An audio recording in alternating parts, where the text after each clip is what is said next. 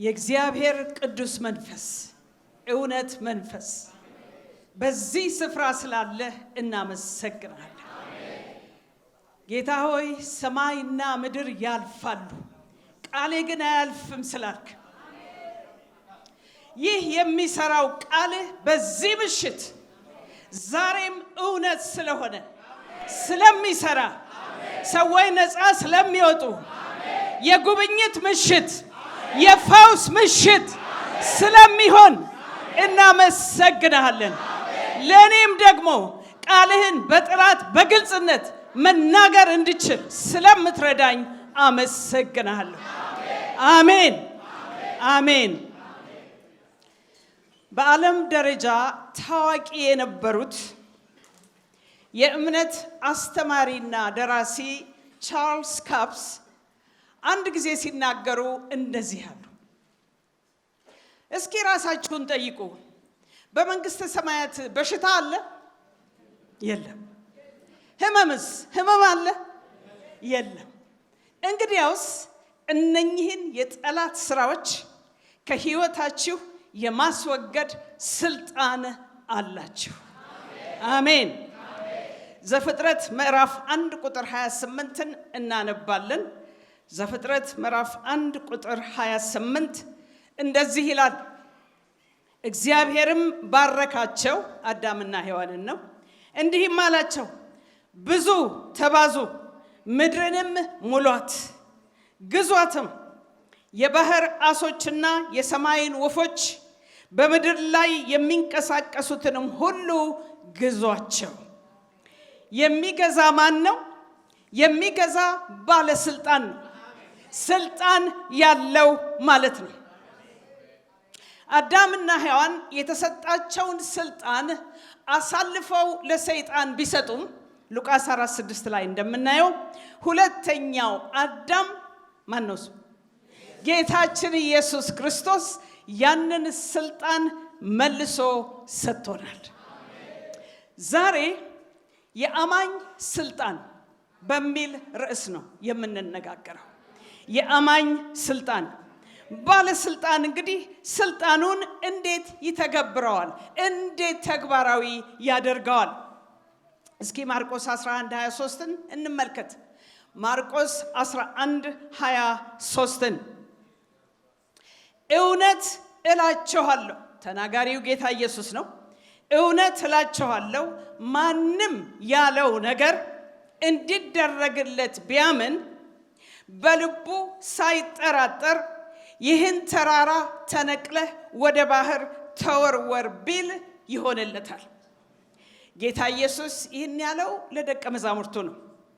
ያም የሆነው አውዱን ስንመለከተው ያቺ የረገማት የበለስ ዛፍ መድረቋን አይቶ ጴጥሮስ ጌታ ኢየሱስን መምህር ሆይ የረገምካት ዛፍ እነሆ ደርቃለች ካለው በኋላ ነው። ይህን ተራራ አለ ጌታ ኢየሱስ። ተራራ ምንድን ነው? ተራራ ችግር ነው። ተራራ ፈተና ነው። ተራራ የምናልፍባቸውን ሁኔታዎች ነው የሚያሳየው።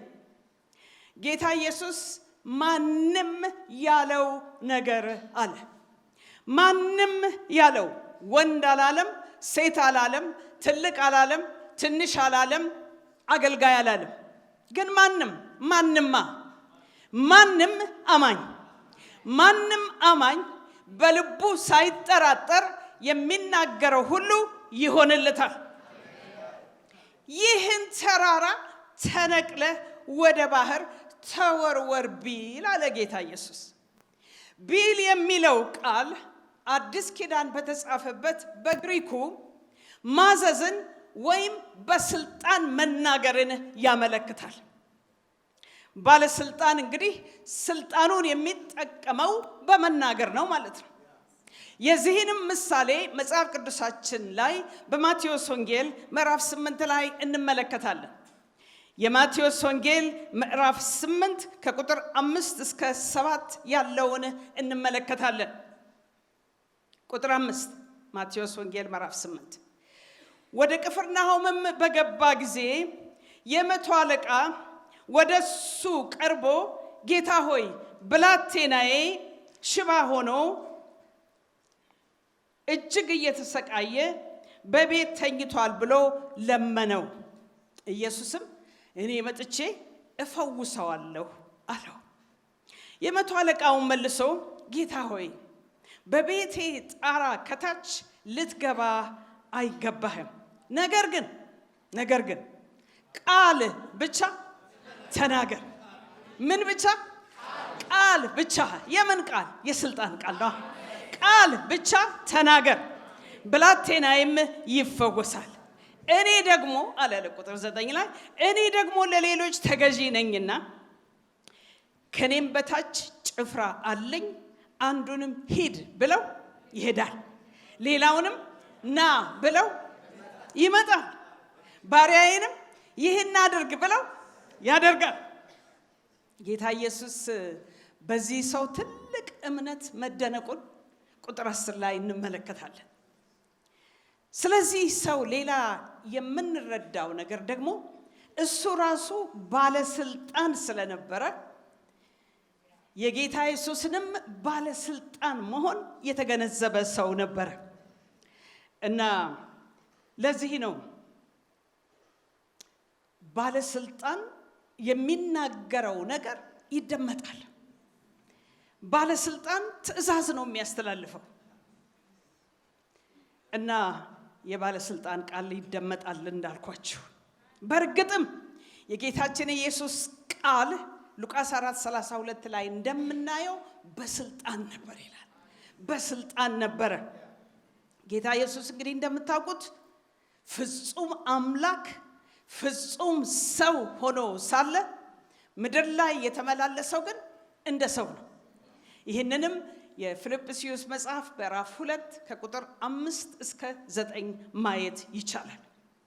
ለምሳሌ ጌታ ኢየሱስ አጋንንትን ሲገስጽ በዚያ የነበሩ ሰዎች ሉቃስ 4:36 ላይ ነው፣ ይህ ቃል ምንድን ነው? በስልጣንና በኃይል እርኩሳን መናፍስትን ያዛልና ይወጡማል ብለው ተነጋገሩ ይላል። በሽታንም ሲገስጽ እንደነበረ ሉቃስ 4 ቁጥር 38 እና 39 ላይ እናነባለን። የስምዖንም አማት በብርቱ ንዳድ ማለትም ትኩሳት ታማ ነበር። ስለሷም ለመኑት። ባጠገቧም ቆሞ ንዳዱን ገሰጸውና ለቀቃት። ያን ጊዜውንም ተነስታ አገለገለቻቸው። የሚገርም ነው እኮ ትኩሳት ይሰማል ማለት ነው ወገኖቼ። ቢሆን ነዋ ለቀቃት አለ እኮ። ትኩሳት ከሰማ ካንሰር፣ ነቀርሳ ይሰማል። ማንኛውም በሽታ ይሰማል። በስልጣን እስከተናገርነው ድረስ፣ በእምነት እስከተናገርነው ድረስ ይሰማል። ስልጣን የተሰጠን ለዚህ ነው ወገኖቼ። ሃሌሉያ አሜን። አዎ እንግዲህ ጌታ ኢየሱስ በአጋንንት ላይ፣ በበሽታ ላይ በኃይልና በስልጣን መደረግ የነበረበትን የጠላትን ስራ ሁሉ ማፍረስ የነበረበትን እንዳፈረሰ ሁሉ ደቀ መዛሙርቱም እንዲሁ ያደርጉ ነበረ። እንዴት ነው ታዲያ እነሱ እንደዚህ ማድረግ የቻሉት? መልሱን ማቴዎስ 10 ቁጥር 1 ላይ እናያለን። የማቴዎስ ወንጌል ምዕራፍ 10 ቁጥር 1 ላይ 12ቱን ደቀ መዛሙርቱን ይላል ወደሱ ጠርቶ እንዲያወጧቸው በርኩሳን መናፍስት ላይ ደዌንና ሕመምንም ሁሉ እንዲፈውሱ ስልጣን ሰጣቸው። ሃሌሉያ! ምን ሰጣቸው? ስልጣን ሰጣቸው። ሉቃስ 9:1 ላይ ደግሞ ተመሳሳይ ሐሳብ እናያለን። 12ቱንም ሐዋርያት በአንድነት ወደሱ ጠርቶ በአጋንንት ሁሉ ላይ ደዌንም ይፈውሱ ዘንድ እንደገና ኃይልና ስልጣን ሰጣቸው። አሜን። ይህ እንግዲህ ለ12ቱ ነበር። ጌታ ኢየሱስ 12 ብቻ ሳይሆኑ ሌሎች ደግሞ ሰባዎች ነበሩት።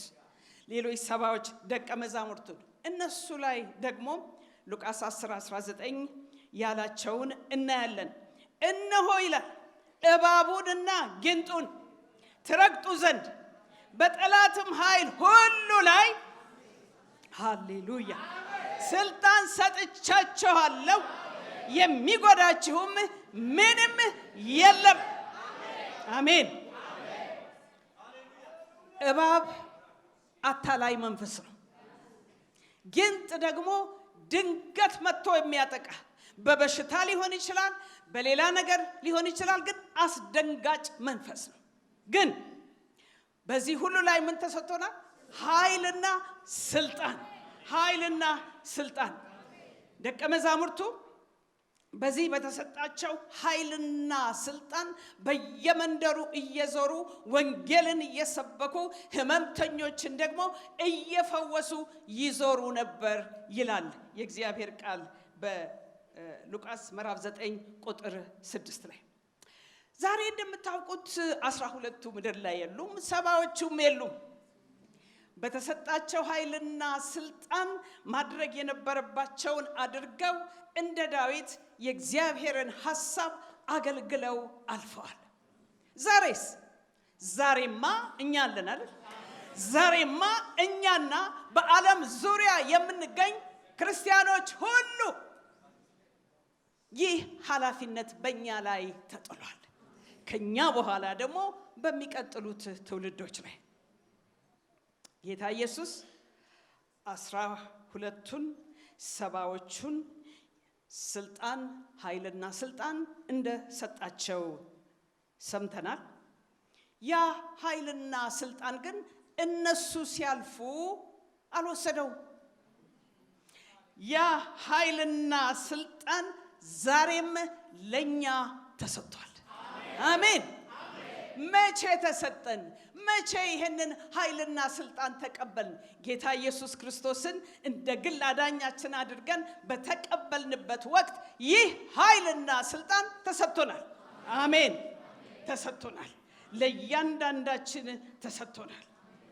ስለዚህ በዚህ በተሰጠን ኃይልና ስልጣን ጌታን እንድናገለግል የጠላትን ሥራ እንድናፈርስ እያንዳንዳችን ተጠርተናል። ዛሬ የጌታ ኢየሱስ ክርስቶስ አምባሳደሮች ናችሁ ነን። ሁላችንም የጌታ ኢየሱስ ክርስቶስ እጆቹ፣ እግሮቹ፣ አንደበቱ እኛ ነን ዛሬ። አዎ ወንጌልን የምንመሰክር ሰዎችን ከተለያየ እስራት ነፃ የምናወጣ እኛ ነን። ስለዚህ ወገኖች ያን ጥያቄ ልጠይቃችሁ። እንደ አማኝ ኃይልና ስልጣን ተሰጥቷችኋል። በዚህ በተሰጣችሁ ኃይልና ስልጣን ለራሳችሁ ብቻ ሳይሆን ለቤተሰባችሁ ብቻ ሳይሆን ሌሎች ሰዎችን ከጠላት እስራት ነፃ ለማውጣት ምን ያህል በዚህ ኃይልና ስልጣን እየተጠቀማችሁ ነው? ምን ያህል የጌታን ሥራ እየሰራችሁ ነው? ይጠብቃል። ከእያንዳንዳችን ይጠብቃል። እሱ ያደረገውን እንደ ሰው ምድር ላይ ያደረገውን ምሳሌያችን ሆኖ ምድር ላይ ያደረገውን እኛም እንድናደርግና ማድረግም እንደምንችል ደግሞ ነግሮናል። ዮሐንስ ወንጌል ምዕራፍ 14 ቁጥር 12 ላይ የዮሐንስ ወንጌል ምዕራፍ 14 ቁጥር 12 ላይ እውነት እውነት እላችኋለሁ ይላል። አንዴ እውነት ቢል እኮ በቂ ነው፣ ግን ደግሞታል። አስረግጦ እየነገረን ነው። እውነት እውነት እላችኋለሁ በእኔ የሚያምን እኔ የማደርገውን ሥራ እርሱ ደግሞ ያደርጋል ከእኔም የሚበልጥ ያደርጋል፣ እኔ ወደ አብ እሄዳለሁና ይላል። ከዚያም የሚበልጥ ሲል በጥራት ማለቱ አይደለም፣ ነገር ግን በብዛት። ለምን ዛሬ በብዙ ቢሊዮኖች የምንቆጠር አማኞች አለን በዓለም ዙሪያ። ስለዚህ እሱ በሽታን ይገስጽ እንደነበር እኛም እንገስጸዋለን። በሽታን የመገሰጽ ስልጣን ተሰጥቶናል። አጋንንትን እሱ እንደገሰጸ እኛም አጋንንትን መገሰጽ እንችላለን። አጋንንትን ማስወጣት ወገኖቼ የተለዩ ሰዎች ልዩ ስጦታ አይደለም። ምክንያቱም በማርቆስ ምዕራፍ 16 ቁጥር 17 ላይ የሚያምኑትንም እነዚህ ምልክቶች ይከተሏቸዋል ይልና በስሜ አጋንንትን ያወጣሉ ይላል። ስለዚህ አማኝ የሆነ ሁሉ አጋንንትን ማስወጣት ይችላል ማለት ነው። ቁጥር 18 ላይ ደግሞ በድዌዎች ላይ እጆቻቸውን ይጭናሉ እነሱም ይፈወሳሉ ይለናል። አሜን።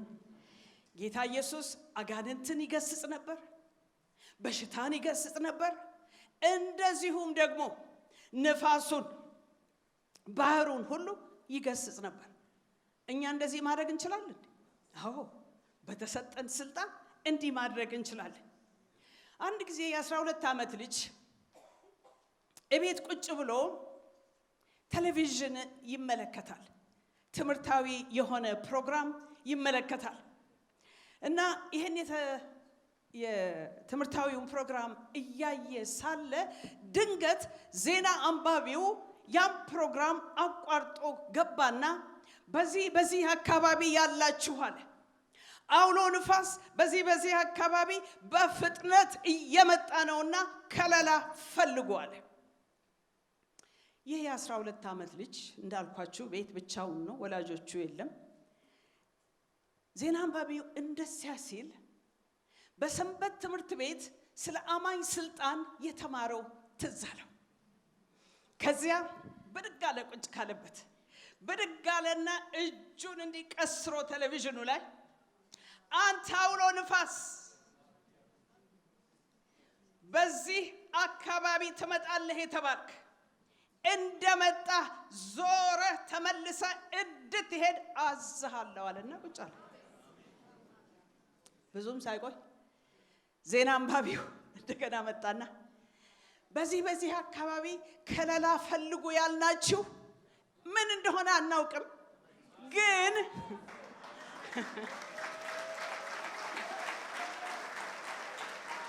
አውሎ ንፋሱ ወደ እናንተ እንደመጣ ተመልሶ ሄዷል አለ። ትእዛዝ ወጣ።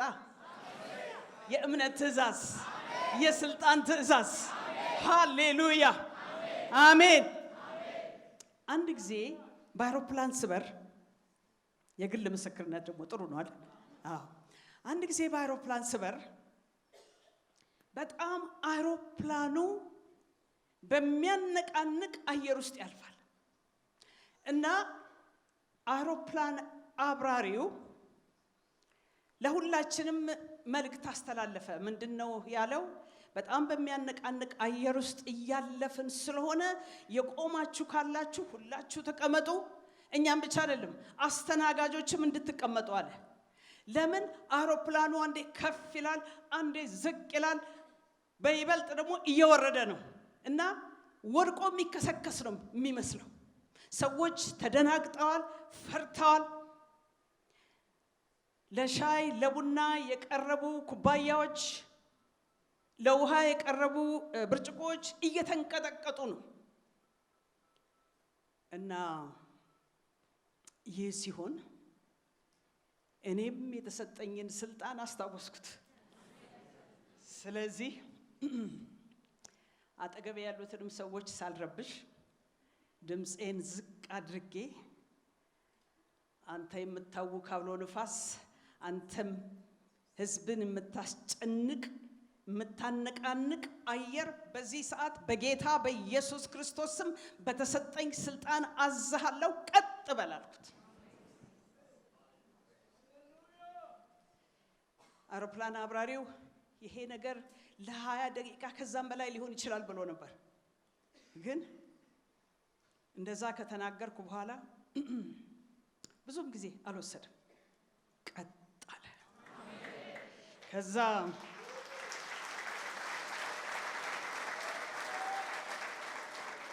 አብራሪው የሚገርም ነው አለ። የሚገርም ነው። በጣም የሚያስፈራ ሁኔታ ነበር። አሁን ቀጥ ብለዋል አለ። እግዚአብሔር ይመስገን። ቀጥ አለ። ይሄ እንግዲህ ማንም አማኝ እኔ አሁን የኔን ጀብድ ልነግራችሁ አይደለም። ይሄ ማንም አማኝ ማድረግ የሚችለው ማንም ኃይልና ስልጣን የተሰጠው አማኝ እንዲህ ማድረግ ይችላል። ግን ይህን ከማድረጋችን በፊት በሽታን ከመገሰጻችን በፊት አጋንንትን ከመገሰጻችን በፊት ንፋሱንም ከመገሰጻችን በፊት ባህሩንም ጸጥ በል ከማለታችን በፊት ማድረግ ያለብን ነገር ይህ ኃይልና ስልጣን እንደ አማኝ እንደተሰጠን እውን እንዲሆንልን ያስፈልጋል። ዕውቀት ይቀድማል። በቃሉ ላይ የተመሰረተ ዕውቀት ይቀድማል። ግን ዕውቀት ብቻውን እምነት አይደለም። ስለዚህ ምን ያስፈልጋል? እውን እንዲሆንልን አሁን ያነበብኩላችሁን ሌሎችንም ስለ ስልጣን የሚጠቅሱ ጥቅሶችን ማቴዎስ 11 ሉቃስ 9:1 ሉቃስ 10:19 እነኚህን ጥቅሶች እንድንሰማቸው ያስፈልጋል። ለምን? ሮሜ 10:17 እንደሚለው እምነት ጨርሱልኛ ከመስማት መስማትም በእግዚአብሔር ቃል ነው። ደግሞ አንዴ ስለሰማነው አይደለም እምነት የሚሆነው። እምነት ደግመን ደጋግመን የምንሰማው ነው። ለምን ዛሬ በእምነት ብንሆን ነገ ከእምነት ሊያወጣን የሚተጋ ጠላት አለ። በምናየው ነገር ይሆናል፣ በሚሰማን ነገር ይሆናል። አምስቱን የስሜት ሕዋሳትን ይጠቀማል ሰይጣን። ስለዚህ ቃሉን ደጋግመን መስማት፣ ከዚያስ ቃሉን ማሰላሰል ያስፈልገናል። ማሰላሰል መገለጥ ያመጣል። መገለጥ ከመጣ እምነት መጣ ማለት ነው። የእግዚአብሔርን ቃል የምንሰማው ደግሞ አንዱ መንገድ ቃሉን በመናገር ነው። ኢያሱ ምዕራፍ 1 ቁጥር 8 ላይ እግዚአብሔር እንደዚህ አለው፣ የዚህ ሕግ መጽሐፍ ከአፍህ አይለይ፣ ነገር ግን በቀንም በሌሊትም አስበው ይላል። ይሄ አስበው የሚለው ነገር በዕብራይስጥ ትርጉሙ ተናገረው ማለት ነው። ተናገረው ምኑን?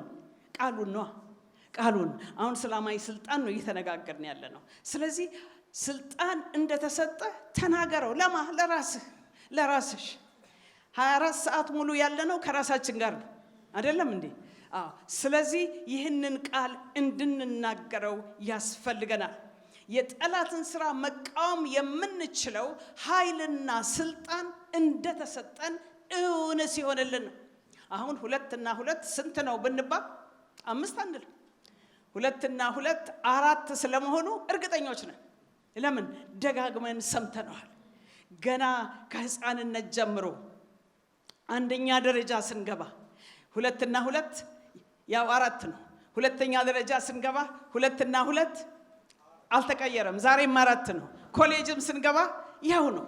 እምነት ከመስማት ነው የሚመጣው እና ከዚያ በኋላ ነው የጠላትን ስራ መቃወም የሚቻለው።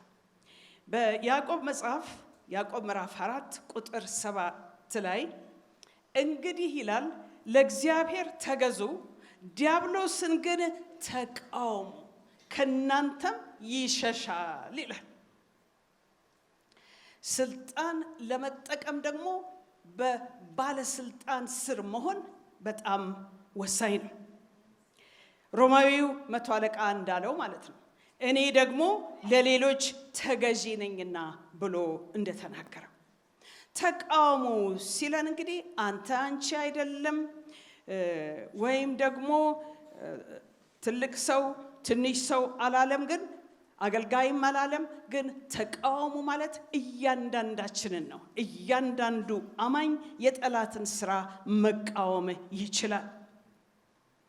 አንዱ እንግዲህ መቃወም ያለብን የጠላት ስራ በሽታ ነው። እንዴት እያልን ነው የምንቃወመው? ሰውነቴን ለቀህ ሂድ እያልን ነው የምንቃወመው። እስከ መቼ? ለቆ እስኪሄድ ድረስ እነግረዋለን። እያንዳንዱን የሰውነታችንን ክፍል ጠላት ያጠቃው ክፍል ቢኖር ለቀህ ሂድ። ባለስልጣን ስልጣኑን የሚጠቀመው እንዴት ነዋል? በመናገር ነው። ስለዚህ አንደበታችንን መክፈት አለብን ማለት ነው። በእኛ ሀገር ዝምታ ወርቅ ነው ይባላል። በዚህ ረገድ ግን አይደለም። በዚህ ረገድ ግን ሽንፈት ነው ዝምታ። ስለዚህ ዝም ማለት የለብንም ማለት ነው።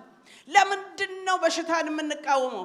ምክንያቱም ኢሳይያስ 53:4 ላይ እንደሚለው ኢየሱስ እሱ ደዌያችንን፣ ደዌ በሽታ ነው፣ ደዌያችንን ተቀበለ ሕመማችንንም ተሸከመ ይላል። ስለዚህ እሱ የተቀበለውን በሽታ እኛ መቀበል የለብንም። እሱ የተሸከመውን ሕመም እኛ መሸከም የለብንም። አሜን። ስለዚህ መቃወም ያስፈልገናል። አንዳንድ ሰዎች ያው እንደምትሰሙት እንደምታውቁት እግዚአብሔር በዚህ በሽታ እያስተማረኝ ነው ይላሉ። እግዚአብሔር በበሽታ የሚያስተምር ከሆነ ለምን በበሽታ ላይ ስልጣን ይሰጠናል? አይሰጠንም ነበር። ሌላ ደግሞ ጌታችን ኢየሱስ ክርስቶስ በምድር ላይ በነበረበት ጊዜ በተለያዩ ከተሞች ወደ ተለያዩ መንደሮች ሲሄድ ሁሉን ፈወሰ ነው የሚለው። እያንዳንዱን ፈወሰ፣ ሁሉን ፈወሰ ይላል። ማስረጃ ጥቅስ ቢያስፈልግ እንደው እግዚአብሔር ቃል ነገር ሁሉ በሁለት በሶስት ምስክርነት ይጸና ይላል። ስለዚህ ሶስት ልስጣችሁ። ማቴዎስ 4:23 ሁሉን ፈወሰ ይላል። ሉቃስ 4:40 እያንዳንዳቸው ላይ እጁን ጭኖ ፈወሳቸው ይላል። የሐዋርያት ሥራ 10:38 እግዚአብሔርም ይላል የናዝሬቱን ኢየሱስን በኃይልና በመንፈስ ቀባው፣ እሱም መልካም እያደረገ ለዲያብሎስም የተገዙትን ሁሉ እየፈወሰ ዞረ ይላል። ስለዚህ በሽታን መቃወም እንችላለን ማለት ነው። መቃወምም ደግሞ ያስፈልገናል። ሌላው መቃወም ያለብን ነገር ፍርሃት ነው። ፍርሃት ነው። በመጽሐፍ ቅዱሳችን አትፍሪ፣ አትፍራ የሚለው ቃል በጣም ተደጋግሞ ተጽፎ እናገኘዋለን። አንዱ ኢሳይያስ 41:10 ላይ አልጥልህም ያልኩ ሆይ እኔ ካንተ ጋር ነኝና አትፍራ፣ እኔ አምላክህ ነኝና አትደንግጥ፣ አበረታሃለሁ፣ እረዳህም አለው፣ በጽድቄም ቀኝ ደግፌ እይዝሃለሁ። ይሄ እንግዲህ ለእኛም ለሴቶቹም ጭምር ነው።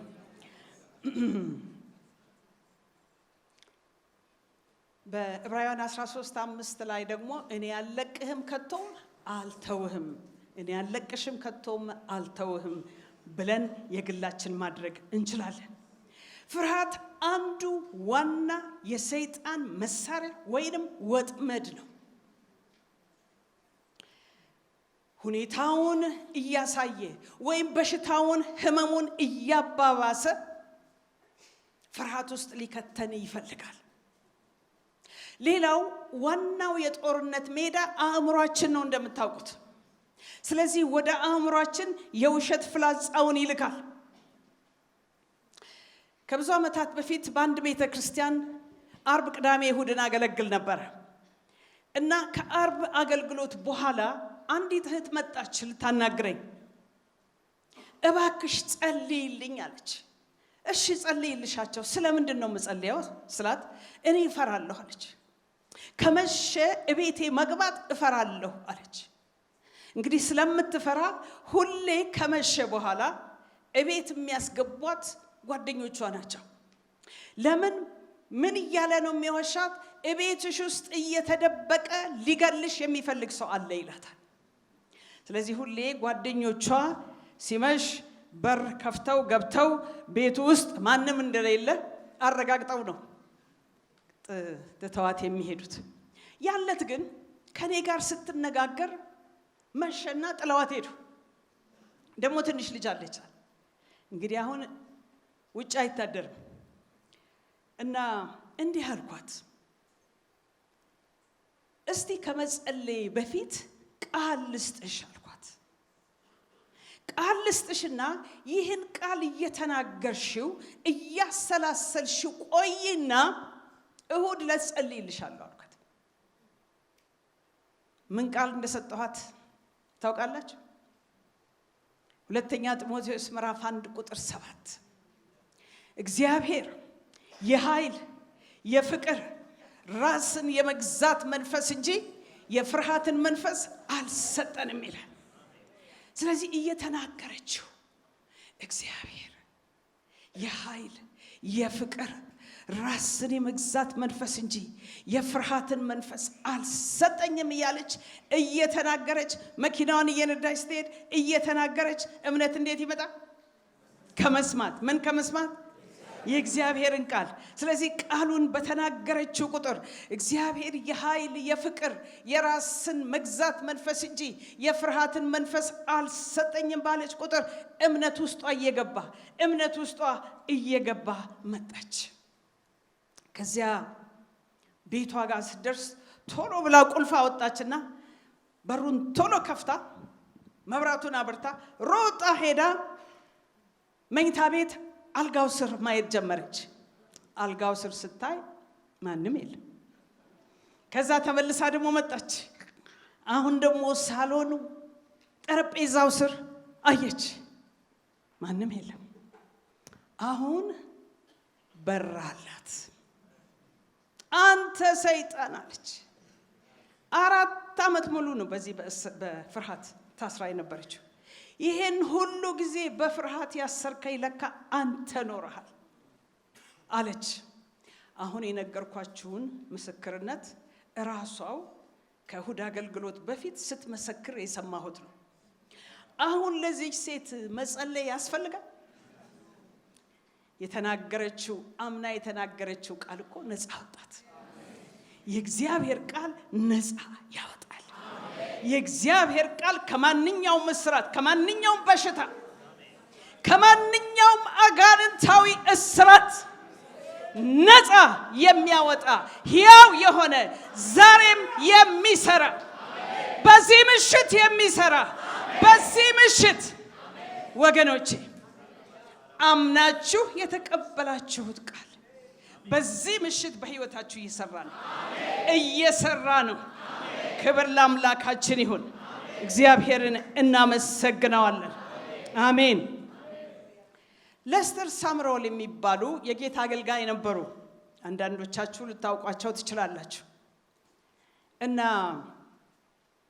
ሌስተር ሳምሮል ለአገልግሎት ወደ አንድ ከተማ ሄደው ሆቴል አርፈው ተኝተዋል ሌሊት። ከዛ ሰይጣን መጣና የተኙበትን አልጋ ጎትቶ ወደ ሌላ ቦታ ወሰደው። ቀሰቀሳቸው። ቀና አሉና አንተ ነህ በል አልጋውን ጎትተህ እዚህ እንዳመጣ ወደ ቦታው መልሰው አሉት። ሰይጣንም እንደታዘዘው ጎትቶ ወደዛ የወሰደውን አልጋ መልሶ ቦታው አደረገው። አሜን።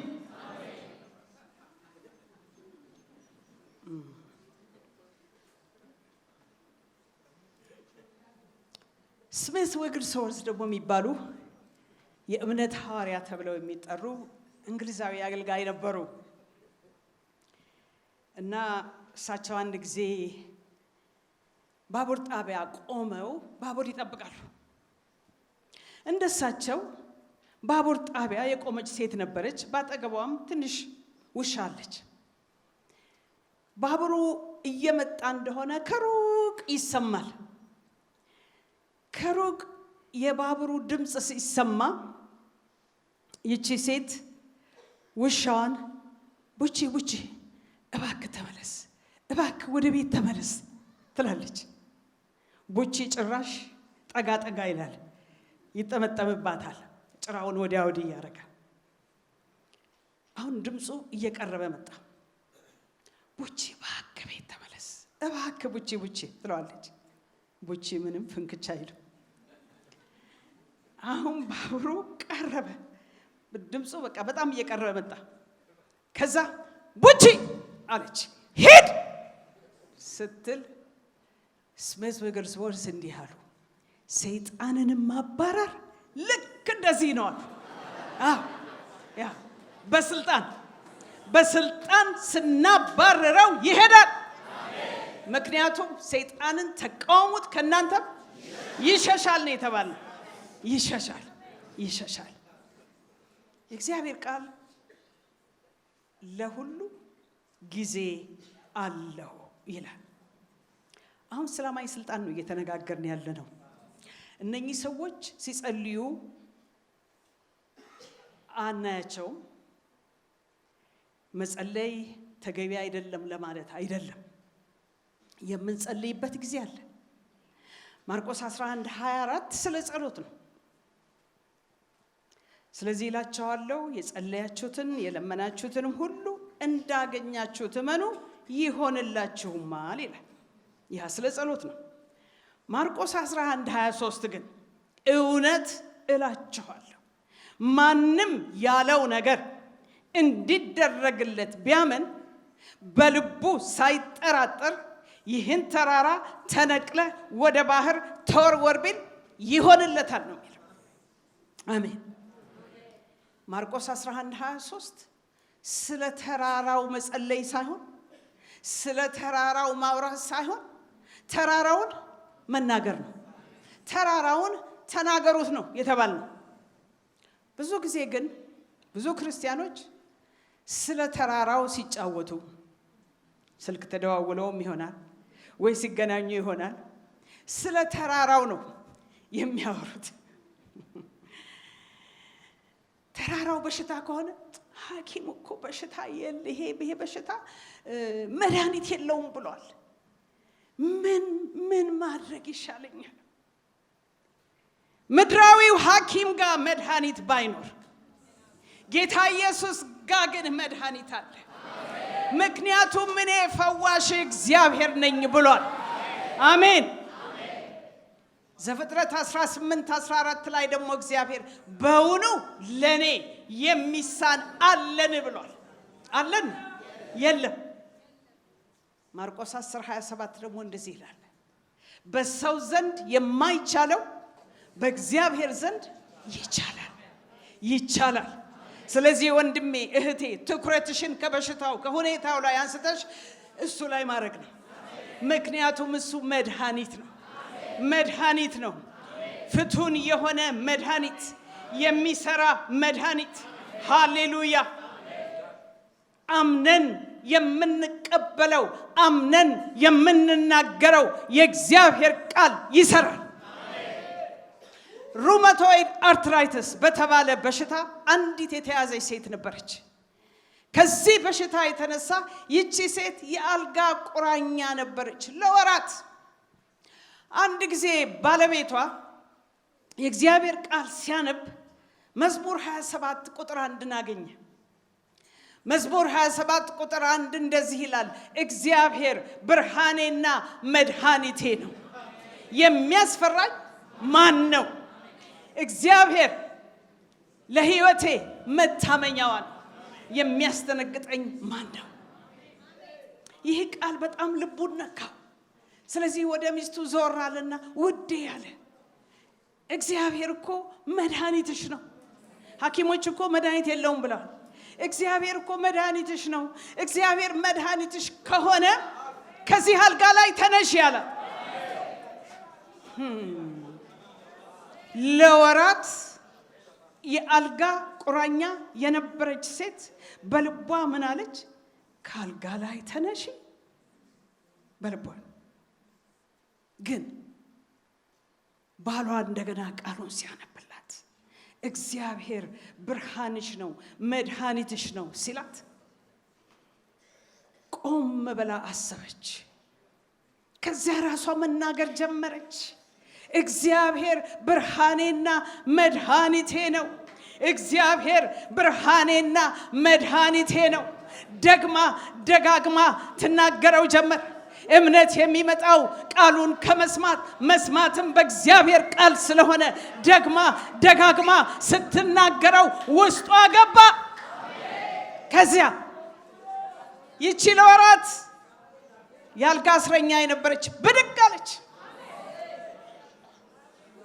ለአንዴና ለመጨረሻ አምና የተናገረችው የእግዚአብሔር ቃል ፈወሳት። አሜን። የእግዚአብሔር ቃል የሚሰራ ቃል ነው። ሕያው ነው። ይሰራል ወገኖቼ። ሁኔታው እጅግ አስከፊ እንኳ ቢሆን፣ የሐኪሙም ቃል ተስፋ አስቆራጭ እንኳ ቢሆን፣ አንድ ክርስቲያን አምኖ የሚናገረው የእግዚአብሔር ቃል ወይም በእግዚአብሔር ቃል ላይ የተመሰረተ የሚናገረው ቃል ሁኔታውን ይለውጣል፣ ፈውስን ያስከትላል። አሜን። ማርክ ሄንከንስ የሚባል አገልጋይ አለ። ይህ ሰው ከብዙ ዓመታት በፊት ባለቤቱ ጭንቅላት ውስጥ እጢ በቀለ። የቀዶ ጥገና ሊደረግ ታቀደና ሐኪሞች እንደዚህ አሉት፣ እሱን ቀዶ ጥገናውን ቢደረግ አሉ፣ ሚስትህ ተስፋ የላትም፣ እንደ ማንኛውም ሰው ቆማ መሄድ አትችልም፣ ሽባ ሆና ነው የምትቀረው አሉት። ማርክ ሄንከንስ ወደ ማርቆስ 11:23 ሄደ። ማርቆስ 11:23 እንደጋግመን አንበነዋል። ማርቆስ 11:23ን አውጥቶ ደግሞ ደጋግሞ እያነበበ እየሰማ እያሰላሰለ እምነቱን ማጠንከር ጀመረ። ማርቆስ 11:23ን እኮ ያውቀዋል። አገልጋይ ስለሆነ አገልግሎበታል። ግን ዕውቀት እምነት አይደለም። ቅድም እንዳልነው ዕውቀት እምነት አይደለም። ቅድምም እንዳልኳችሁ ዛሬ በእምነት ብትሆኑ ነገ የሚያናውጥ ነገር ሊመጣ ይችላል። አዎ ሊመጣ ይችላል። ስለዚህ ዘወትር እምነታችንን ማጠንከር ያለብን ለዚህ ነው። ቃሉን እንግዲህ ሲያነበው ሲያሰላስለው ቆየና የቀዶ ጥገናው ሊደረግ ፕላን ተደረገ። እዚህ ላይ አንድ እምላችሁ ነገር፣ ብዙ ጊዜ የእግዚአብሔርን ቃል በቃላችን ስላወቅነው ያመን ሊመስለን ይችላል። ከቃሉ ጋር በአእምሯችን ስለተስማማን ያመን ሊመስለን ይችላል። የአእምሮ ስምምነት ግን የእምነት ጠላት ነው። ስለዚህ 2 ቆሮንቶስ 13:5 እንደሚለው በእምነት መሆናችሁን መርምሩ ይላል። እንዴት ነው በእምነት መሆናችን የምንመረምረው? አንደኛ በምናስበው። የታመመ ሰው ምንድን ነው የሚያስበው? በዚህ በሽታ ሞታለሁ ነው ወይስ እኔ አልሞትም በሕይወት እኖራለሁ የእግዚአብሔርን ስራ እናገራለሁ ይላል መዝሙር 118 ቁጥር 17 እንደሚለው። ሁለተኛ እምነትን እንዴት ነው የምንመረምረው? በምንናገረው ነገር። የታመመ ሰው እጅ ተጭኖለታል ወይም ራሱ እጅ ጭኖ ጸልዮአል። ይህ በሽታ እየባሰ እየሄደ ነው የሚለው ወይስ የፈውስ ቅባት በውስጥ እየሰራ ነው የሚለው? ሶስተኛ እንዴት ነው የምንመረምረው በእምነት መሆናችን? በምናደርገው ነገር። አንድ ኩላሊቱን በጣም የታመመ ሰው ሐኪሞች ተስፋ ያስቆረጡት ሰው ነበረ። ተኝቷል ሆስፒታል። አገልጋይ ጓደኞቹ ሊጠይቁት ሲመጡ ሁልጊዜ 1 ጴጥሮስ 2:24ን ይጠቅሳል። እኔ በመገረፉ ቁስል ተፈውሻለሁ ይላቸዋል። ልክ እነሱ ሲወጡ ግን የቀብር ስነ ስርዓቱን ማዘጋጀት ይጀምራል። አለማመኑ በዚሁ ይታያል። እንዲሁ የአእምሮ ስምምነት ብቻ ነው የነበረው ማለት ነው። እና ይህ አገልጋይ ማርክ ሄንከንስ ባለቤቱን ማንም መጥቶ እንዲጠይቃት ደግሞ አልፈቀደም፣ ከ2 ሰዎች በስተቀር፣ አብረው ከሱ ጋር በእምነት ከቆሙ ሰዎች በስተቀር። ለምን? በሞትና በሕይወት ሁኔታ ላይ እያላችሁ መጥቶ ከንፈር የሚመጥላችሁ ሰው አትፈልጉም፣ ወይም የሚያለቅሱባችሁ ሰዎች አትፈልጉም። የምትፈልጉት ከናንተ ጋር በእምነት የሚቆሙ ሰዎችን ነው። አሜን። ምሳሌያችን የሆነው ጌታችን ኢየሱስ ክርስቶስ እኮ ይህንን ያደረገው ማርቆስ 5 ላይ የምኩራብ አለቃውን ሟች ልጅ ከሞት ሊያስነሳ ሲመጣ ይዞ የመጣው ጴጥሮስ ያዕቆብና ዮሐንስን ነው። ደግሞም በዚያ ሲያለቅሱ የነበሩትን አስወጥቶ ለምን ያለማመን ባለበት ለቅሶ ባለበት እምነት ሊሰራ አይችልም። ስለዚህ ያችን ልጅ ከሞት ለማስነሳት እምነት ወሳኝ ነበር። ጴጥሮስም ጣቢታን ከሞት ለማስነሳት ሲመጣ ሐዋርያት 19 ላይ ማየት ትችላላችሁ። የሚያለቅሱትን ሁሉ አስቀድሞ አውጥቶ ወደ ውጪ አስወጥቶ ነበር። እንግዲህ ቀደም ሲል የጠቀስኩላችሁ አገልጋይም ያደረገው ይህንኑ ነው። ከዛ ሚስቱ የጽኑ ሕሙማን ክፍል ናት። እንግዲህ እምነቱን ሲያጠነክር ቆይቶ መጣ። አቶ እጢ አለ። እንደ ሰው ያናግረው ጀመር። በኢየሱስ ስም በተሰጠኝ ስልጣን አዛሃለሁ፣ ተፈልገህ ለዘላለም ተፈልገህ ላትገኝ ከስርህ ድረቅና ጥፋ አለ። አሜን። አልጸለየም። ልብ ብላችኋል። አልጸለየም። ጌታ ኢየሱስ ክርስቶስ ትኩሳቱን እንደተናገረው ይህም ሰው እጢውን ተናገረው። ከዚያ ቀዶ ጥገናው ሊካሄድ ራጂ አስነሷት። ራጂ ካስነሷት በኋላ የቀዶ ጥገናው ተካሄደ። ጭንቅላቷን አንዴ ወዲህ ያዞሩታል፣ አንዴ ወደዚህ ያዞሩታል። እጢውን ፍለጋ ማለት ነው። እጢው ቢፈለግ ከየት ይገኝ? እንደገና ራጂ አስነሷት። ማመን አቅቷቸው ማለት ነው። ግን ትእዛዝ ወጥቶ ነበርና ሃሌሉያ። እጢው እንደተናገረው እሱ ለዘላለም ተፈልጎ ላይገኝ ከስሩ ደርቆ ጠፋ። አሜን አሜን አሜን። ሃሌሉያ። አምነን የምንናገረው የእግዚአብሔር ቃል ቀንበርን ሁሉ ይሰብራል። ኤርምያስ 1:9 እና 10 ላይ እንደምናየው ደግሞ የእግዚአብሔር ቃል መነቀል ያለበትን ይነቅላል፣ መፍረስ ያለበትን ያፈርሳል፣ መስራት ያለበትን ይሰራል፣ መተከል ያለበትን ይተክላል። የቀድሞ ጀርመናዊ ራይንሃርድ ቦንኬ ጌታ አንድ ጊዜ እንደዚህ አላቸው፣ ቃሌ ከአፍህ ውስጥ ሲወጣ ከኔ አፍ ውስጥ ሲወጣ የሚሰራውን ስራ ይሰራል። ቃሌ ከአፍህ ውስጥ ሲወጣ ከኔ አፍ ውስጥ ሲወጣ የሚሰራውን ስራ ይሰራል። እናምናለን። ዛሬ ስለ አማኝ ስልጣን ነው እየተነጋገርን ያለ ነው። አማኝ ስልጣኑን የሚጠቀመው በመናገር ነው። አሁን እንነሳለን ሁላችንም። ሃሌሉያ።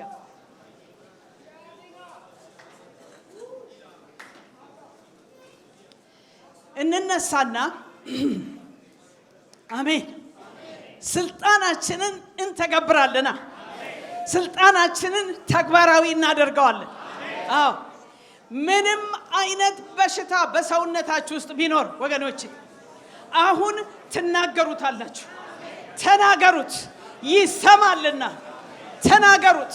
በጌታ በኢየሱስ ክርስቶስም የተሰጣችሁን ስልጣን እያሰባችሁ በእምነት ተናገሩት። ሁኔታዎችን ተናገሯቸው። ማርቆስ 11:23 እንደሚለው ማንም ሳይጠራጠር ይህን ተራራ ቢናገር ይሆንለታል ተብሏልና ተናገሩት። በኢየሱስ ክርስቶስ ስም ኢየሱስ ክርስቶስ የወሰደው በሽታ በእናንተ ውስጥ የመቀመጥ መብት የለውም። ምንም መብት የለውም። ኃይልና ስልጣን በእናንተ እጅ ነው። ኢየሱስ ስሙን ጥሩት። ኢየሱስ ይህን ገናና ስም፣ ይህን ፈዋሽ ስም ጥሩት። በሽታውን ተናገሩት። በጌታ በኢየሱስ ክርስቶስ ስም የደም ብዛት የሚያስቸግራችሁ ሰዎች፣ የስኳር በሽታ የሚያስቸግራችሁ ሰዎች፣ ራስ ምታት የሚያስጨንቃችሁ ሰዎች በተሰጠኝ ስልጣን በኢየሱስ ክርስቶስ ስም እናገራለሁ። ለቀህ ሂድ። ራስ ምታት ለቀህ ሂድ። የደም ብዛት ለቀህ ሂድ። የስኳር በሽታ ለቀህ ሂድ። በኢየሱስ ክርስቶስ ስም ስራው ይፍረስ ይፍረስ። እንዲሁም የጨጓራ በሽታ ያለባችሁ ሰዎች ተናገሩት፣ ይሰማልና ተናገሩት። ለቆ እንዲሄድ ተናገሩት። የልብ ድካም ያለባችሁ፣ እግራችሁን የሚያማችሁ ራሳችሁን የሚያማችሁ፣ የራስ ምታት ያለባችሁ ተናገሩት በጌታ በኢየሱስ ክርስቶስ ስም። የአይን በሽታ ለቀህ ሂድ። በዚህ ሰዓት ለቀህ ሂድ። ስልጣን የለህም። ስልጣን የኛ ነው።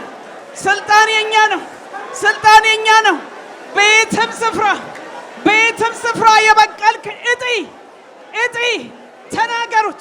በየትም ስፍራ የበቀለ እጢ በሰውነታችሁ ውስጥ አሁን መሄድ አለበት። አሁን መልቀቅ አለበት። መድረቅ አለበት። በኢየሱስ ክርስቶስ ስም ድረቅ በሉት። ይደርቃል። ድረቅ በሉት። ስራው ሁሉ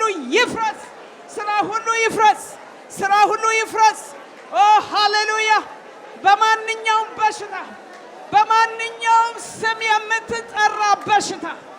በማንኛውም ስም የምትጠራ በሽታ በዚህ ሰዓት ሳል ቢሆን የሆድ በሽታ ቢሆን በጌታ በኢየሱስ ክርስቶስ ስም በተሰጠኝ ስልጣን አዛሃለሁ።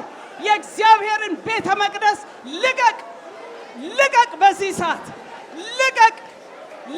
በኢየሱስ ክርስቶስ ስም፣ በጌታ በኢየሱስ ክርስቶስ ስም። ሃሌሉያ።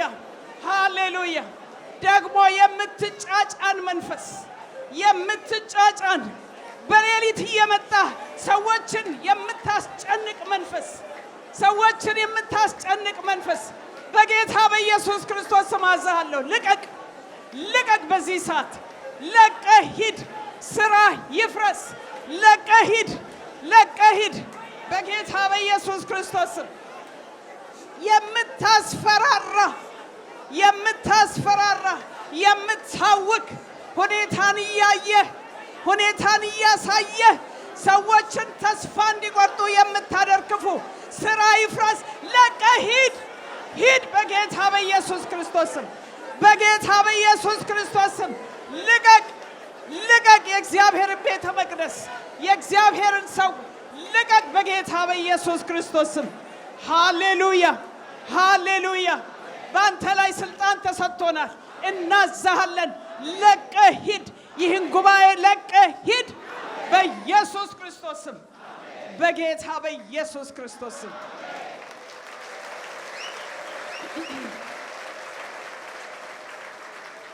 አእምሮን ሁሉ የሚያልፍ የእግዚአብሔር ሰላም በዚህ ጉባኤ ላይ ይሁን።